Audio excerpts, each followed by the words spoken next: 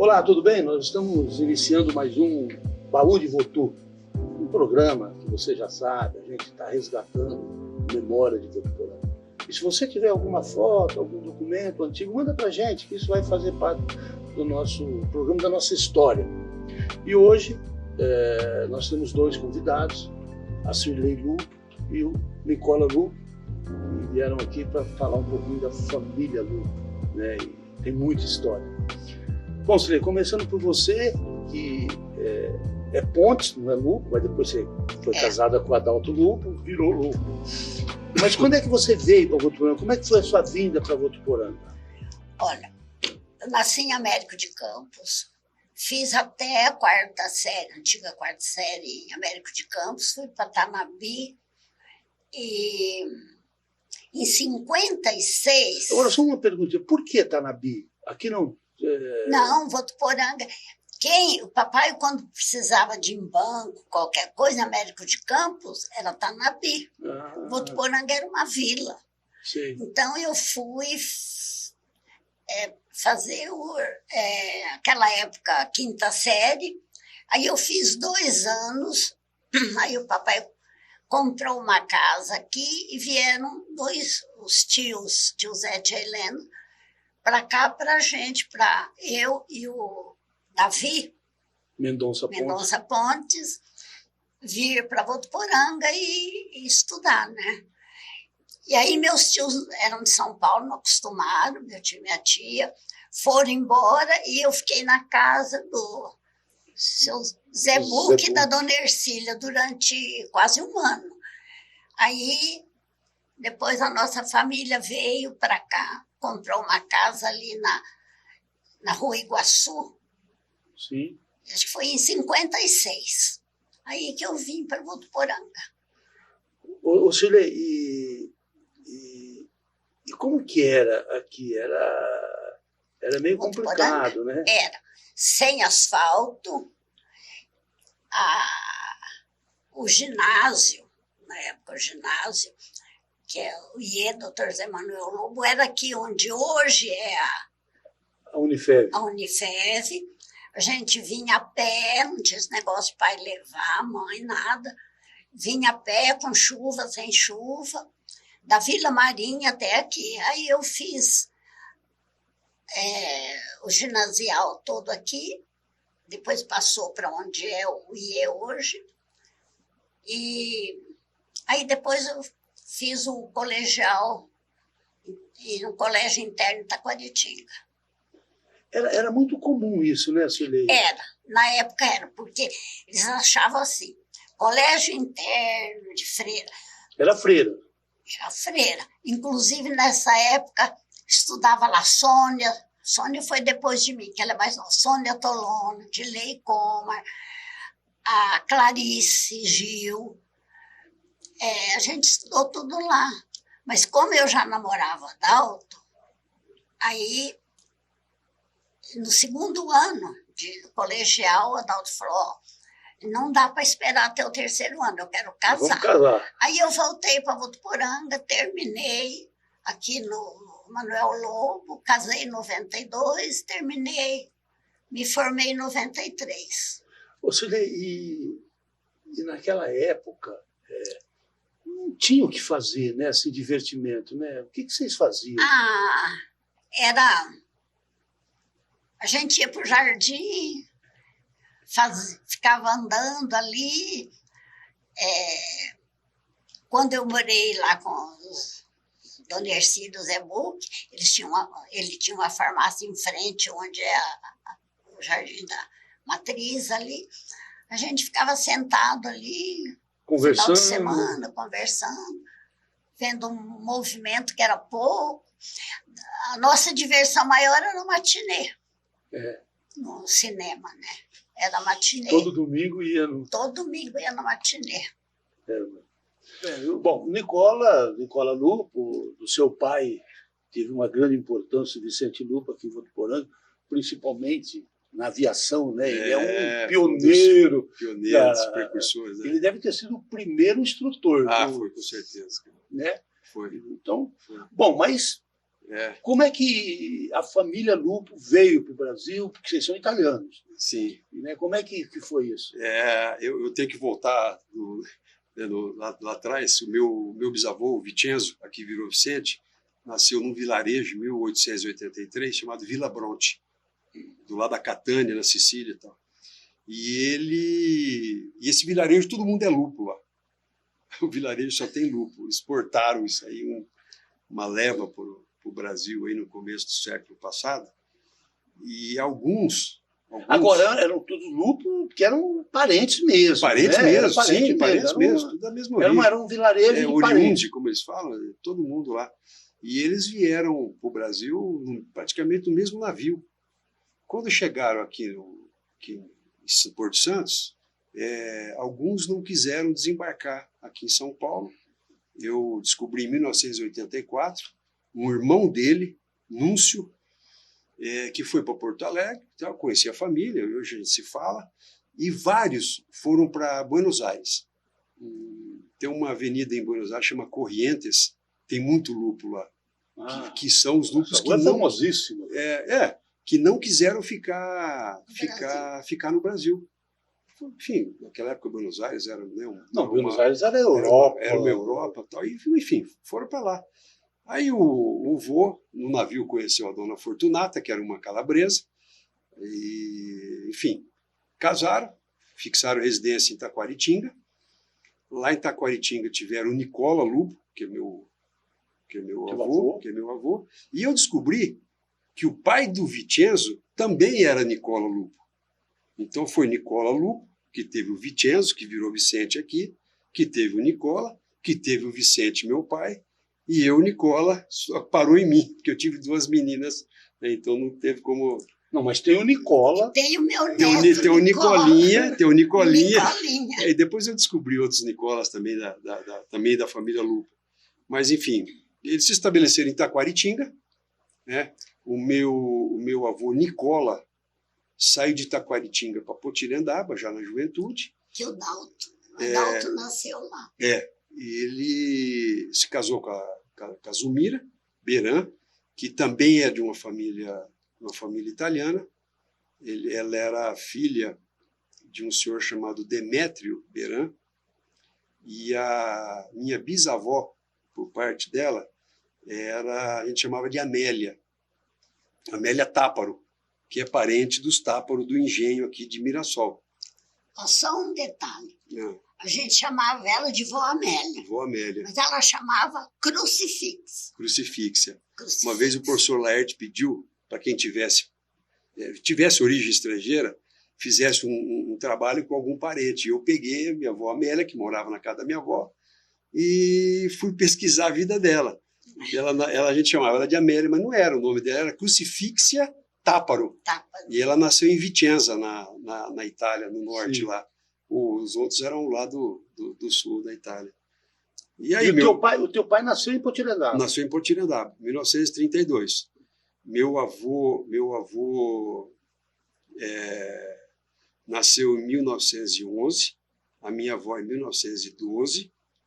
Aí meu avô fixou residência em Potirendaba, né? Se casaram, enfim. Meu pai e meu tio Adalto nasceram lá.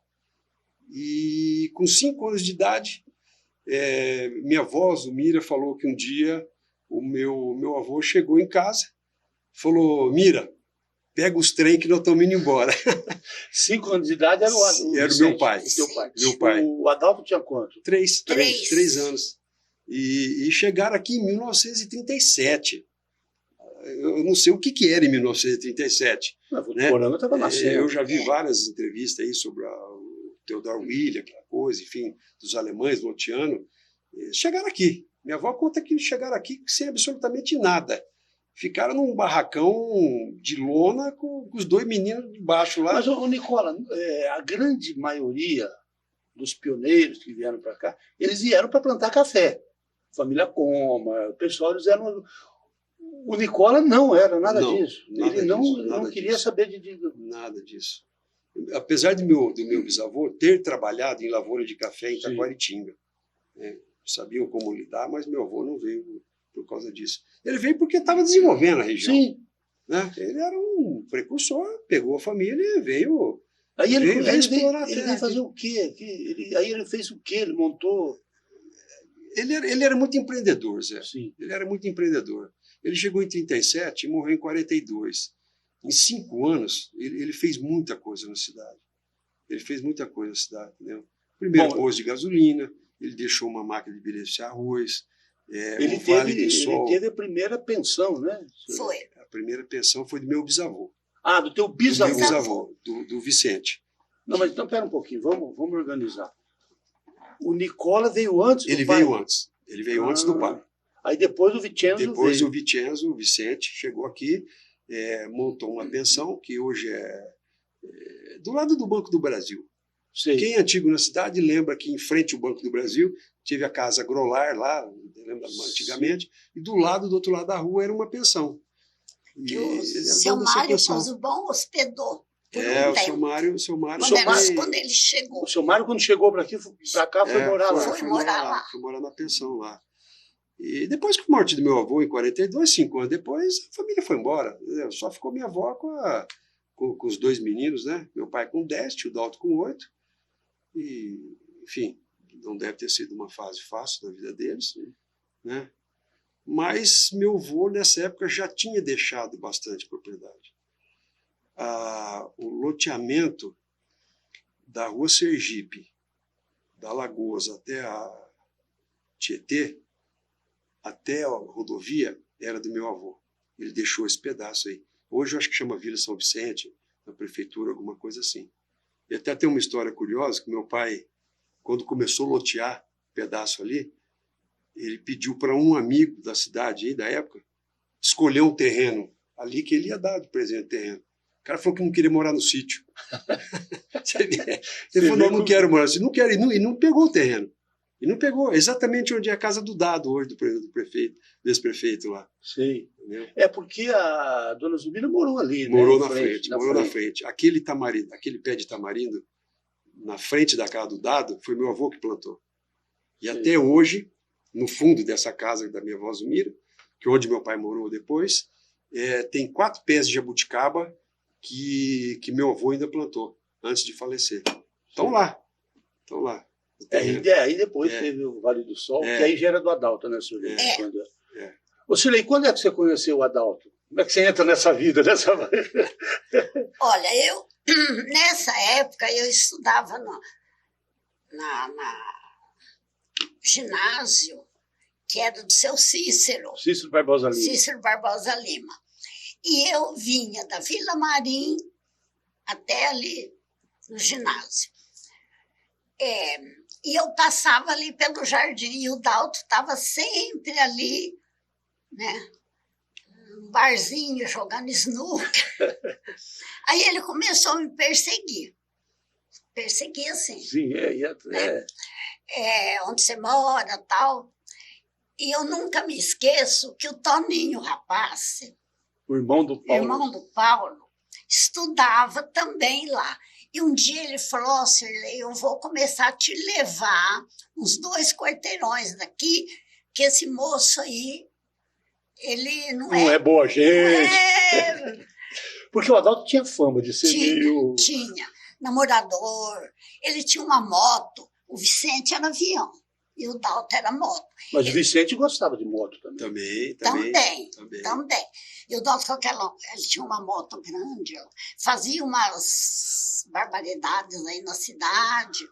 Então, ele, inclusive, quando nós começamos... Não, aí acho que ele, na mesma escola, começou a ter amizade com o Davi.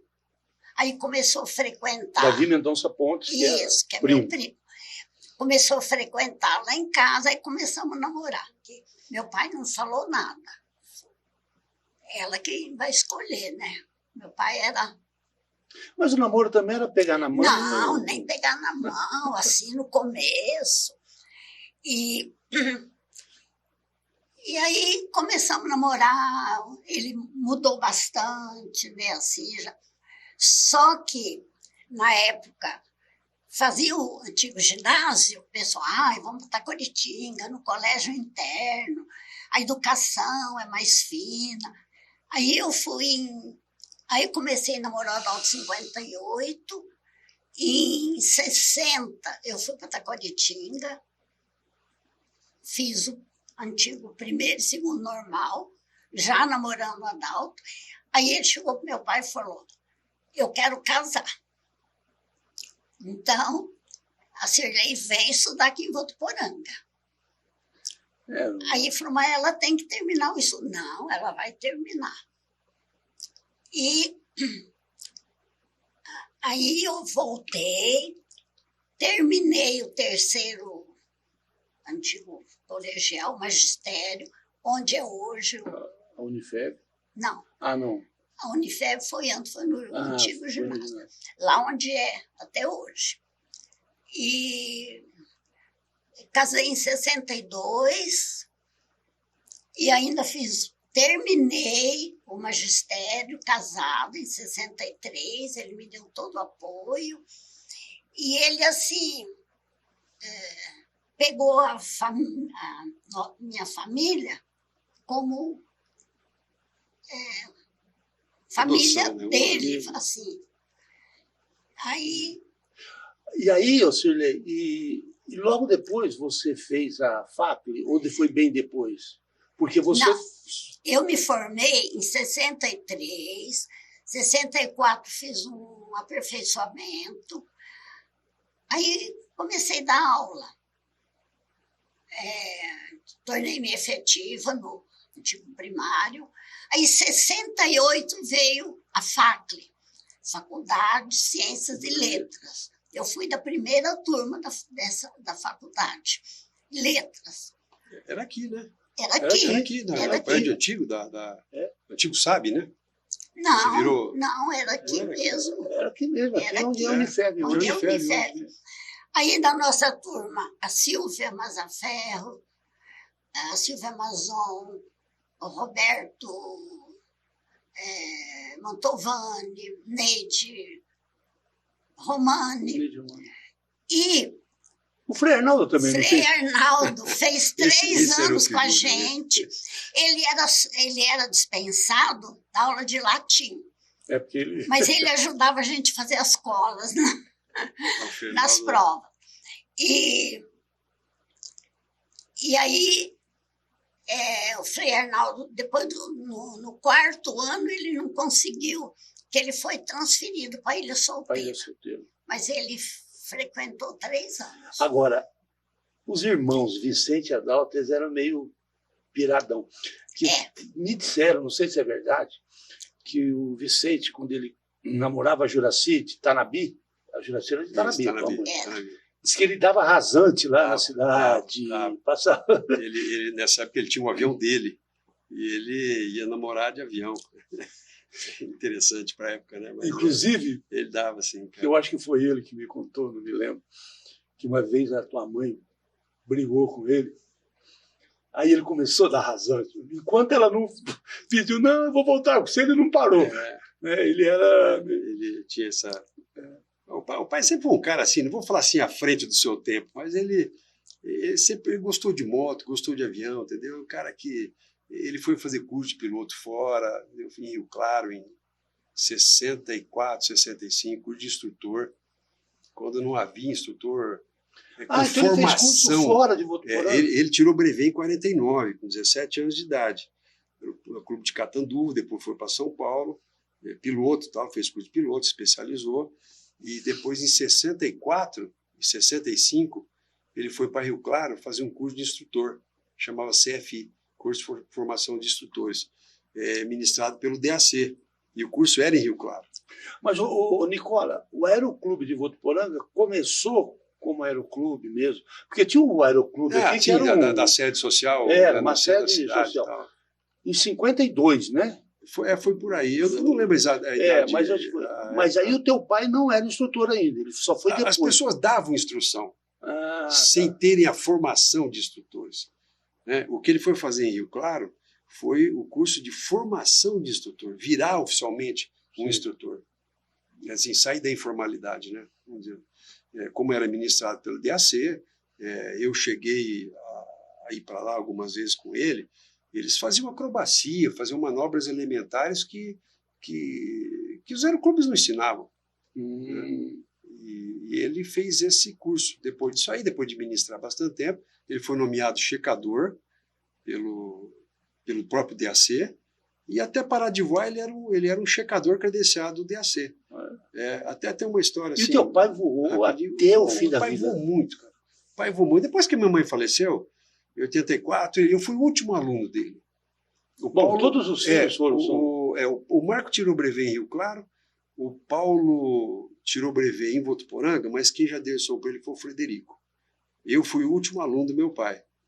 E ele, bastante tempo depois, que eu até já tinha parado de voar, encontrei um amigo meu de Catanduva, 2 irmãos. E Catanduva era uma cidade forte. Meu pai tirou brevet em Catanduva. Tem uma foto dele lá, enfim, da carteira de piloto dele lá, na época da eleição. E esses 2 irmãos Braido de Catanduva, pois eram da Varig também, e chegou para mim e falou: ô Lupo, que chama Lupo, meu nome na Varig é Lupo Neto. Ele falou: Lupo, você tem alguma coisa com o Lupo de Votuporanga? Eu falei: se for um que é piloto, é meu pai, né? Ele falou assim: rapaz, pô, a gente conviveu tanto tempo dentro da Varig, eu nunca te perguntei isso. O seu pai, em 77, checou eu e meu irmão. O que é checar? É te credenciar. Ah, tá. O instrutor ensina e o checador... É a prova final. É a prova final. Né? Aí você vai credenciado para o checador que te dá a habilitação. Ah, entendi. Não é o instrutor. O instrutor ministra as aulas, te ensina as manobras elementares da aviação, e o checador é quem chega e tem que ser credenciado. Né? Então, quando ele foi fazer o curso em Rio Claro, ele foi virar oficialmente um instrutor. Né? E meu pai, só de Paulistinha, ele falava que ele tinha refeito 11 motores. O motor de avião dura em média mais ou menos 1.200, 1.300 horas. Então o pai tinha só de Paulistinha dando aula umas 14 mil horas aí, mais ou menos assim. Ô, Nicola, ficou famosíssimo, tem foto, inclusive nós já mostramos aqui daquela queda dele ali na praça. Mas ele teve outras, não teve? Outras coisas mesmo? Não, que eu saiba não. Não, ele fazia as loucuras dele, mas nunca teve... Aquela ali, até a Unifeb fez uma matéria bastante assim, bacana sobre o evento. Ele foi buscar esse avião numa fazenda, acho que dos ingleses, através do presidente do Aeroclube, o João Okimoto, na época. O avião era do João Okimoto, não era? Eu não tenho certeza, Zé. Eu acho que era, mas o avião estava parado um tempo. E naquela época, jovem, destemido, foi lá, fez o avião funcionar e vai embora. E esse motor, ele tem um carburador invertido, o carburador é por baixo. Né? Os cilindros são horizontais, o carburador é por baixo, e o carburador tem um copo de vidro ali, que é um decantador, enfim, um filtro ali e tal, e o copinho de vidro, o copinho quebrou, e enfim, a gasolina quebrou na vinda aqui em cima da cidade. Quebrou no voo, ele estava em cima da cidade, a gasolina vazou, ele deve ter fechado a torneira de gasolina, né? E o motor parou. Parou e tinha um coreto de... Então, ele que escolheu. Escolheu a praça, o que tinha de vazio ali, né? De área livre, ele pousou em cima de um coreto de primavera ali, tem a foto do acidente. Eu fiquei sabendo uma história, não sei se é verdade. É muito bacana essa história. Não sei se é verdade. Diz que a dona Zumira, a mãe dele, ficou sabendo desse acidente e ela foi para Santa Casa e não achava o Vicente. Ela falou: Vicente deve ter morrido. Aí ela veio para a cidade, ele estava tomando cerveja no mar em frente. Não aconteceu nada, a história até... Não, o avião não aconteceu nada. O avião não aconteceu nada. Assim, estragou uma coisa, a lona rasgou, não tem muita foto, mas foi um evento na cidade. Foi um evento. E a gente escuta histórias paralelas, assim, de que o Herculano Beretta estava numa barbearia, deitado, fazendo barba, enfim, de espuma na cara, com lençol ali, saiu na praça para ver o Vicente ali. O Paulo Rapaz também deu um depoimento bacana, que ele era bem mais novo, mas foi na praça também. O Paulo Rapaz viu o evento, enfim. Porque era um... durante muito tempo... Você lembra o ano que foi? Zé, eu acho que foi em 53. Eu acho que foi em 53. Durante muito tempo, meu pai guardou a hélice daquele avião. A hélice estava pela metade, ele guardou em casa. Lá a gente tinha o souvenir do evento. E por parte da Shirley, a moto tinha o Boca, que era o grande piloto, né? E a moto foi uma coisa que veio do Adalto, passou para o Daltinho, para o Boca. E agora passou para os netos. Então, virou tudo motoqueiro, né? Não. O Nicola, não. Nem bicicleta. O Nicola, não. Mas o Dante e o Reinaldo.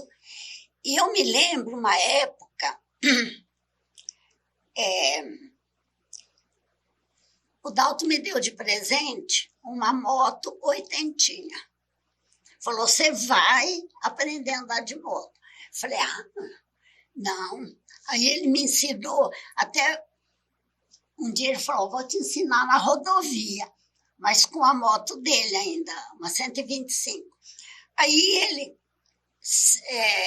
na garupa, e ele falou, acelera. E eu acelerei, e ele caiu, e ele ficou.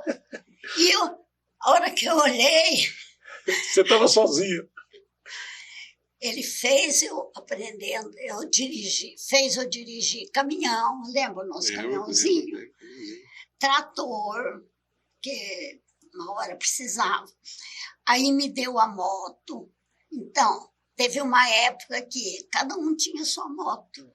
Agora, Shirley, foi uma época de glória do motocross em Votuporanga, né? Foi. Um espetáculo. Era uma coisa que... O Zé Som... E uma vez a gente estava no Guarujá, passeando, eu e o Dalto.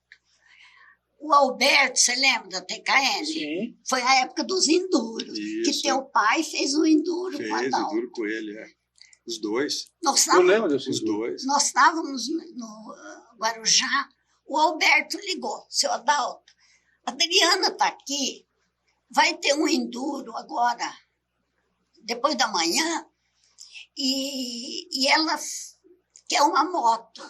Falou que você ia dar uma moto para ela. Mas ela ela tem 17 anos. Aí o Dalto falou, deixa eu falar com ela. Adriana, mas você não pode andar de moto na cidade ainda. Você tem 17, não, pai, eu tenho 18 anos. Aí ele virou para o Alberto, né? Ele falou para o Alberto, não, pode entregar a moto para ela, sim. Ela falou que tem 18 anos. Aí ela fez o enduro com o Paulo. O Paulo. Aí foram parceiros, a Adriana e o Paulo. Então, você vê, com 17 anos, a Adriana já fazia enduro. Depois, parou. Ela conheceu o Parrinha no enduro, que a moto dela quebrou, e o Parrinha vinha vindo atrás e deu carona para ela. Aí depois se casaram. Enfim, ele continua andando aí. Né? Mas eu lembro as corridas de motocross, aquela praça São Bento ficava coalhada. Era um evento. Né? Era um evento. O tio trouxe muita corrida para o interior. Ele era presidente do motoclube, né? E um cara muito dinâmico. Ele levava os daqui para correr fora, trazia os de fora para correr aqui. Enfim, foi uma época muito legal. Cara. E as reuniões eram tudo em casa. Tudo em casa. Mas eu lembro uma vez, eu estava em Américo de Campos, na prefeitura, com o... Sumiu o nome dele agora. Foi prefeito lá, que ele até é gago, eu vou lembrar o nome dele. E aí, tinha acontecido aquele incidente que um policial atirou e matou uma pessoa que estava de moto, e aí parou-se de fazer corrida em Votuporanga. Se eu não me engano, até o Zezinho Breviglieri até que pediu, não sei, teve alguma coisa assim. E eu estava lá, e conversando com ele, aí eu falei, por que você não faz uma corrida de moto aqui? Ele topou na hora. Aí eu pus a Shirley para conversar com ele, fizeram uma corrida em Américo de Campos. As padarias ficavam loucas, fecharam, porque eles nunca viram tanta gente, né? Vinha gente do estado inteiro, né, Shirley? Foi. Vinha. Eram campeonatos regionais, né? Então, o Boca foi correr muitas vezes em Ribeirão Preto. No Rio? No Rio, em Minas Gerais. A corrida que o Boca fez duas ou três vezes. No Sul no também Sul, né? ele foi. Em Ribeirão Preto, a corrida deles era a abertura para a prova do Campeonato Brasileiro, onde corriam os bons aí, você lembra, né? Do Moronguinho, enfim, o Negrete é mais recente, o Roberto, né? Boetter, enfim, tinha uns corredores muito do Campeonato Brasileiro. E a corrida do Boca, da categoria dele, antecipava a prova, assim, entendeu? Era deles e depois o Negrete saiu dessa geração. O dono o J. Toledo saiu que é o dono da Suzuki hoje, também saiu dessa geração, né? Veio dessa escolinha de base aí da e o Boca não tinha limite, né? Ele não gostava de ficar atrás, né? Não. Ele caía. Caía. Que levantar. Ele era não tinha para ninguém, né? Corria com raça, mesmo, a gente fala. Uma vez quebrou, não sei, uma peça lá, ele acabou a corrida assim. Não, quebrou onde você põe o pé, apoia o pedal. E ele terminou a corrida sem aquele apoio. Até quem deu o troféu para ele foi o Mário Pozubon, quem entregou. Bom, Nicolás, eu queria voltar à história, e uma história que eu não vi em lugar nenhum, mas todo mundo sabe, que foi o assassinato do meu avô, Nicola. Me conta como é que foi isso. Essa história é uma história bastante interessante, porque ela tem várias coisas ligadas assim de famílias aí na cidade, né? Eu vou voltar um pouquinho. O meu avô era delegado nomeado aqui na cidade. E diziam que ele era um cara assim, um cara bravo, não uma pessoa ruim, mas um cara bravo, um cara bastante sério. E o Brasil estava guerreando com a Itália lá, naquela coisa toda da Itália fascista e tal, e por conta disso teve uma animosidade com meu avô aqui na cidade. Meu pai conta que certo dia eles acordaram de manhã, a casa deles estava pichada de racista e fascista. E meu avô ficou muito chateado, porque primeiro que ele não era nada disso, ele era um filho de italiano, residente aqui. Sim, mas ele não era nazista, não era fascista. Não tinha nada a ver, né? Até tinha vindo embora da Itália para o Brasil. E, enfim, teve por conta de alguma animosidade nesse sentido, né? Deve ter tido um cunho político também. Porque o teu avô ele não era político, né? Assim, não era. Ele conhecia todo mundo da cidade. Ele chegou aqui na fundação, não tinha por que chegar aqui, né, e ter um entreveiro com alguém da cidade, tal, enfim. Mas tinha essa animosidade contra ele. E em 1942, setembro de 42, mais ou menos onde é hoje o estacionamento do supermercado Amigão do lado da praça, tinha um bar, no fundo do bar tinha um salãozinho ali que as pessoas... Bar das Pupilas, quem é antigo da cidade deve ter conhecido. O cara contratado para matar meu avô chegou e acertou ele. Quer dizer, alguém contratou, os mandantes contrataram, e atiraram nele, pegou aqui na lateral, aqui na barriga. E um dos amigos que estavam ali, que o pessoal chamava de tio Nenê, porque ele era irmão do Isordino, do Prado, que era casado com a dona Adélia Nogueira, mãe da Ivani Nogueira, casada com o meu tio Getúlio. Esse tio Nenê revidou na hora e matou o cara contratado, enfim, para acertar o matador. O matador. O meu avô foi colocado na carroceria de um caminhãozinho, ou picapinha, alguma coisa, uma caminhonete da época, junto com meu pai, com 10 anos de idade, e levaram ele para Tanabi para tentar socorrer, mas ele morreu no caminho. É que Votuporanga não tinha recurso não tinha recurso nenhum.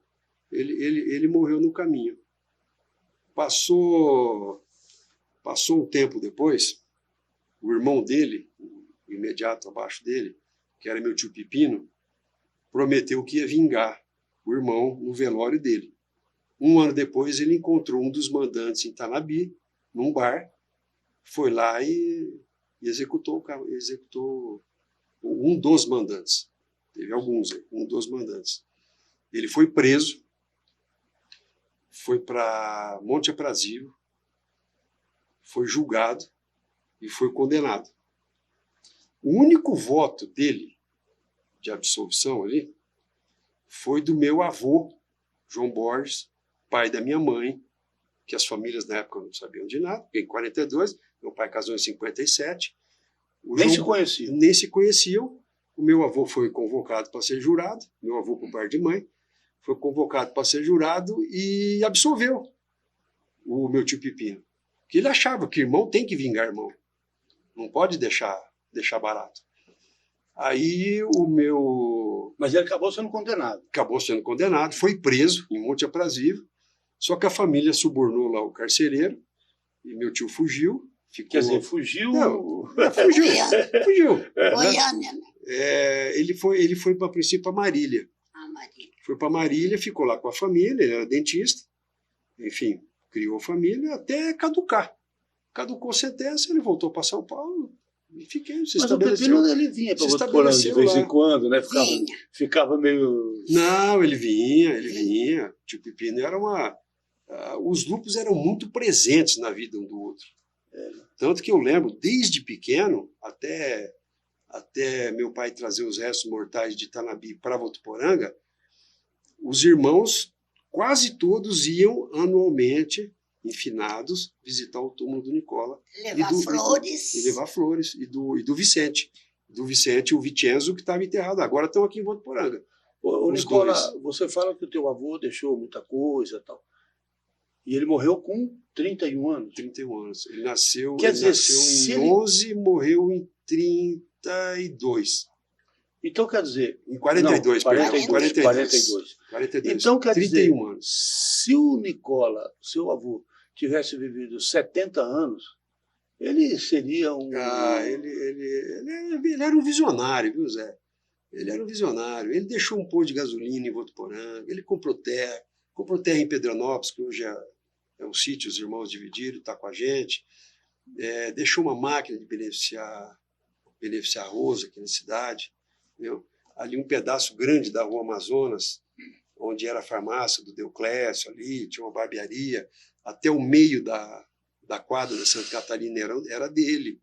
Depois, né, ficou ali, enfim, dividiu com o tio Dalto, meu pai com o tio Dalto, né? O Vale do Sol todinho, desde a Rua Sergipe até lá embaixo.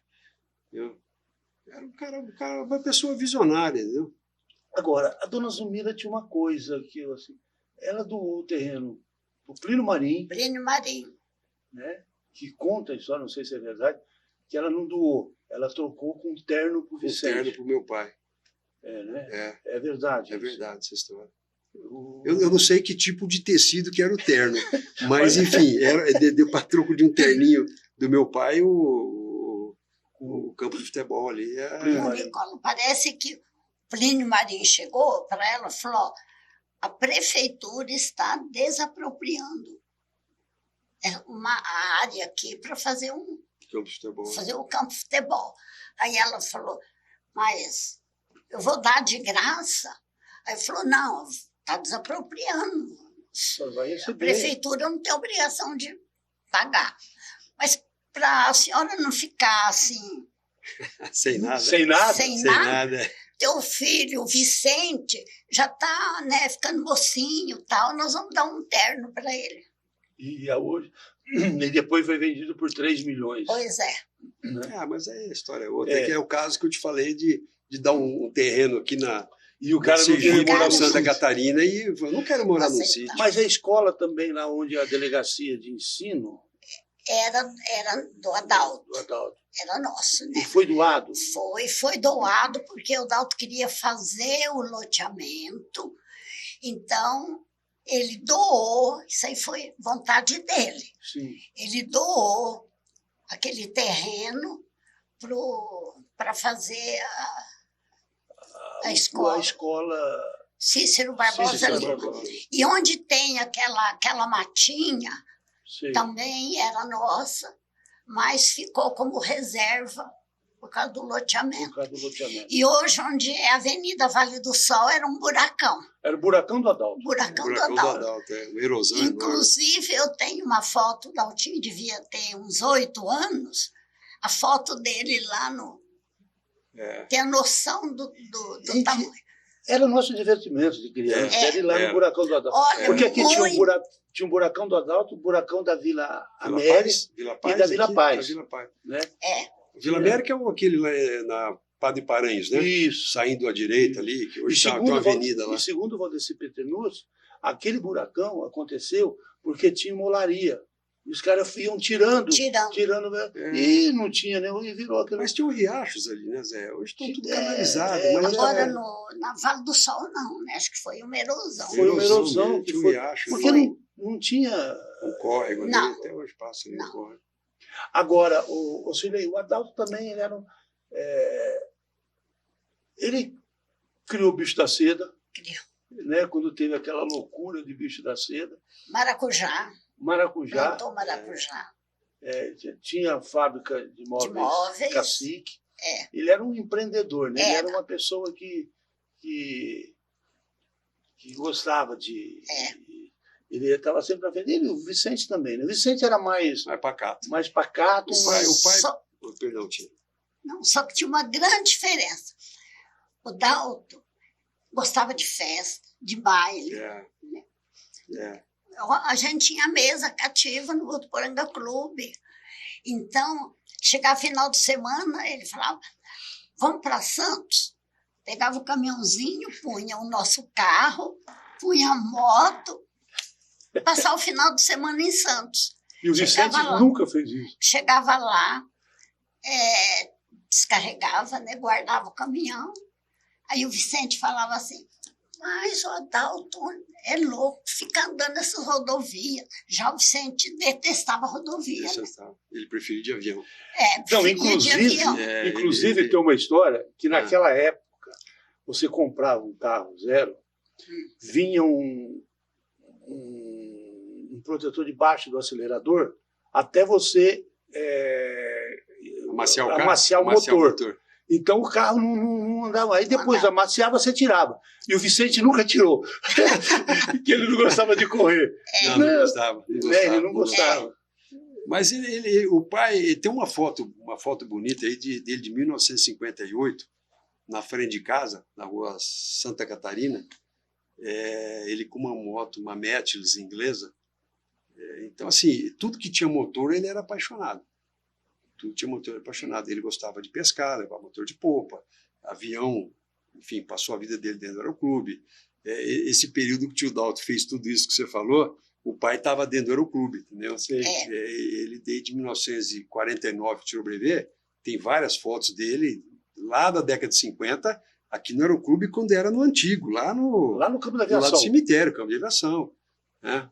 E dali migrou para o outro aeroporto, e ele continuou lá. Ele, Felisbardo, Reganinho, Denizar, né, as pessoas aí que eram envolvidas com a aviação na cidade. Ele passou a maior parte da vida dele lá dentro do aeroclube. Né? Quando não estava lá, gostava de pescar. Ele gostava muito de pescar. Gostava de ir no Rio Grande, era sócio de uma outra ilha lá, Ilha do Bonito, Ilha da Taquari, parece lá.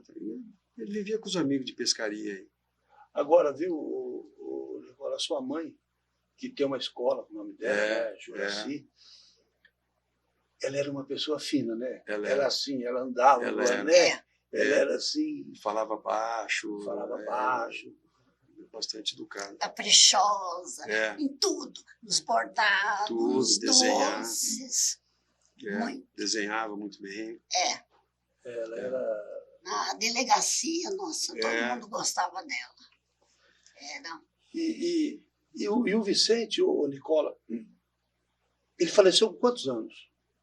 Ele estava com 85, faleceu em março, ele faria 86 em julho. Mas ele dia 8 de julho. Até bem de idade, ele andava de até com 83, ele andava de moto. A gente teve um período grande, assim, uns 10, 12 anos para trás da vida dele, que ele gostava demais de ir para Lagoa Santa com os amigos. Pegava 3, 4 amigos, o Robertão bem aqui, um deles, e eu ia junto. Era a vida dele andar de moto. Ele ligava: Nicola, quando é que você vem para cá para a gente ir para Lagoa? Eu vinha, trazia alguns amigos e tal, e ele gostava. A última viagem que ele fez de moto foi com 83 anos. Era a vida dele. E no sítio ultraleve. Assim que ele parou de voar, ele chegou a ter 2 ultraleves no sítio. Um hangarzinho na frente um do outro, e comprou um do Frederico e o outro que foi de um comandante aposentado que morou aqui em Votuporanga, da VASP, o Pacheco. Meu pai descobriu o ultraleve dele em Fernandópolis, foi lá e comprou, e voou até quase que falecer. Adorava voar com os netos. Bom, e vocês, os filhos, todos viraram pilotos. O Marcos... mas também tirou o brevet. Tirou o brevet, mas não seguiu a carreira. O Marcos queria ir para aviação agrícola, desde o começo. Ele era apaixonado por aviação agrícola. Aí tiraram da cabeça dele, ele pegou e desistiu. O Paulo seguiu carreira, eu também segui, né? O Paulo trabalha hoje... O Paulo trabalha na aviação executiva, que a gente chama. Um dos patrões dele é o Dr. Ronaldo César Coelho, irmão do Arnaldo César Coelho, juiz de futebol. E o Paulo está lá há bastante tempo. E você se aposentou? E eu parei com 60. Você aposentou na Varig? Não, eu aposentei na aviação executiva também. Mas eu voei na Varig até fechar, de 86 até 2006. Aí teve 2 anos de transição, que continuou como Varig, até a Gol comprar, em 2008. Você não voou na Gol? Não voei na Gol. Eu voei no grupo que comprou. Sim. Mas eu voava internacional na época, eu continuei nos aviões internacionais. Quando a Gol começou a se desfazer da logomarca, enfim, da Varig, né, da marca Varig, eu saí e fui para a Azul. Eu fui um dos, sim, da primeira turma, vamos dizer assim, da Azul lá. Continuando com voo internacional? Não, nacional. Nacional. A Azul estava em formação, ela começou a contratar vários aviadores com bastante experiência, principalmente na área de instrução, que eu tinha bastante experiência na área de instrução, porque como era empresa em formação, ela precisava de, né, ter instrutores para formar os que estavam vindo atrás. E eu fui logo do começo. Mas eu era em Campinas, para mim ficou a logística de ir e voltar. Você morava em São Paulo? Eu morava em São Paulo, voava quase que todo dia em Campinas, estava ficando difícil para mim. Aí eu fui para executivo.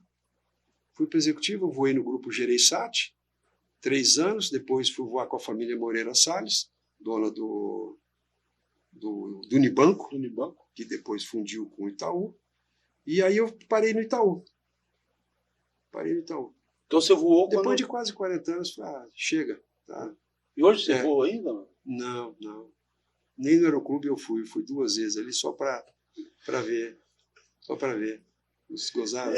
Gozado. E o Celso Zanardi, ele estava falando aqui, ele falou o seguinte: hoje está muito caro voar, né? Assim, você tem um aviãozinho, voar, ficou muito caro. Zé, assim, também não é caro. É lógico, são gerações, né? Hoje tem a geração do celular e a geração do telefone fixo. Sim. Ou até antes disso. Eu transitei nessa aviação toda. Eu voei na aviação que a gente chama de arco e flecha, que é completamente analógica, e cheguei a terminar em aviões de GPS com instrumentos assim, de ultíssima geração, que são os aviões da Embraer que eu voei no final. Agora me tira uma dúvida. Eu transitei no meio de tudo isso aí. Me tira uma dúvida.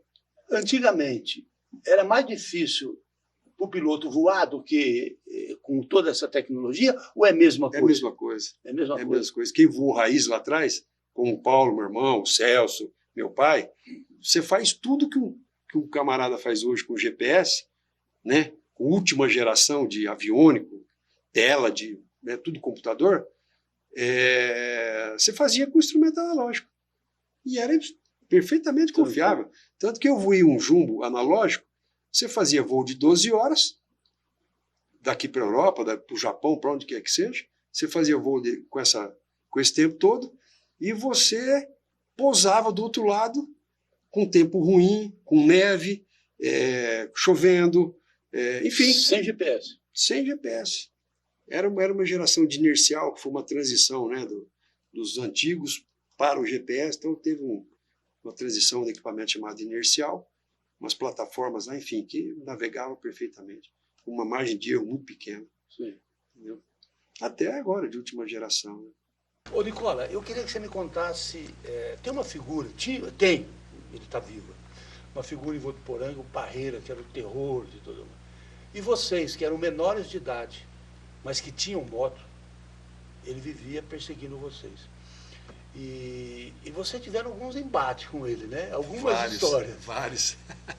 Vários. O Parreira foi muito importante na nossa juventude, porque todo mundo tinha moto aqui, os adolescentes tinham moto. E o Parreira era um policial que também andava de moto. Ele andava de chispa. De De uma lambreta, enfim, um mix de lambreta ali e tal, e ele era muito duro com a gente. Não sem razão, né? Ele era homem da lei, a gente que estava fora da... Mas tem um caso interessante, que eu lembro, eu tinha 14 anos de idade, porque eu lembro da moto que eu tinha na época, era uma Honda 125, 2 cilindros, e estávamos eu, Beto Matos e Jesus Donaire na piscina, dentro da água, de sunga, enfim, e a gente tinha parado as motos atrás do ginásio do IE, né, a quadra coberta ali, parado ali, tinha ido para o Votuporanga Clube, e o Parreira me desce de uniforme, com o revólver na cintura, desce a escadaria do bar ali, tira os 3 de dentro d'água, entendeu? A gente ali, né? Enfim, porque tinha morrido um camarada afogado numa represa no Pão da Sorte, e eles estavam sem viatura.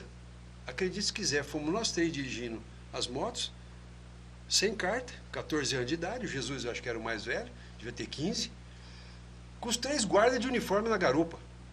Fomos lá e fomos mergulhar nessa represa, achar o camarada, e achamos lá, entendeu? Aí ele parou de perseguir você? Não, ainda depois prendeu várias vezes. Aí o pai ia lá, atirava e tal. O doutor Regani ajudou bastante na época lá. Tem uma história, não sei se é verdade, que a Cirlei, a sua tia... Essa história é bonita. Quando você era criança, né? Praticamente... Eu devia ter uns 5, 6 anos de idade. Ela comprava lança-perfume? Comprava. É que eu levava eles na matinê do clube, na matinê no Carnaval. Associação Comercial na Rua Pernambuco. Porque o lança-perfume era liberado. Na época era, eu lembro assim, cristalinamente, a tia comigo e o Marco com 6 ou com 5, ou com 7 ou com 6, a gente na Casa União, em cima do balcão, tinha umas máscaras de plástico que a gente colocava, não sei se você lembra dessas máscaras de plástico, a gente colocava, e vários tubos de ródia em cima, assim, de alumínio ali, uns tubos dourado ou prateado e tal. E a tia comprou e nós fomos aí na associação comercial e esprear lança-perfume. Lança-perfume. Aí, a tia junto. E viva a vida. Mas eu já criei juízo. Gente, nosso tempo está acabando. O papo estava... Cirlei, muito obrigado por ter vindo. E você também, Nicola. E vamos conversar mais a respeito disso, porque... Perdão, só para dar um adendo assim, de como a vida continuou, o Paulo ainda está na ativa, o filho dele voa num táxi aéreo no Texas. O filho do Paulo é... O filho do Paulo é comandante lá, foi para lá, tirou o green card, fez todo o trajeto e voa num táxi aéreo lá no Texas. Olha, comandante. O Paulo mora em São Paulo? Paulo mora em São Paulo. Pô, a família vai mesmo, né? Tá na veia, né? Tá na veia. O pai passou essa... Né? Tudo começou com teu pai? Na aviação, sim. Na aviação? Na aviação, sim. Começou com teu pai. O pai da minha mãe, o João Borges, que eu falei que foi o jurado lá do caso do meu avô, ele tinha brevê em Tanabi, bem antes do Aeroclube de Votuporanga. Ele tinha uma caixinha de sapato em São Paulo, com toda a documentação dele, ele tinha isso aí. Isso aí deve ser se perdido por aí, mas também era. Tá, muito obrigado por vocês terem vindo. À vontade. E assim nós encerramos mais um Baú de Votu e nós voltamos na próxima semana com mais um convidado. Muito obrigado e até lá.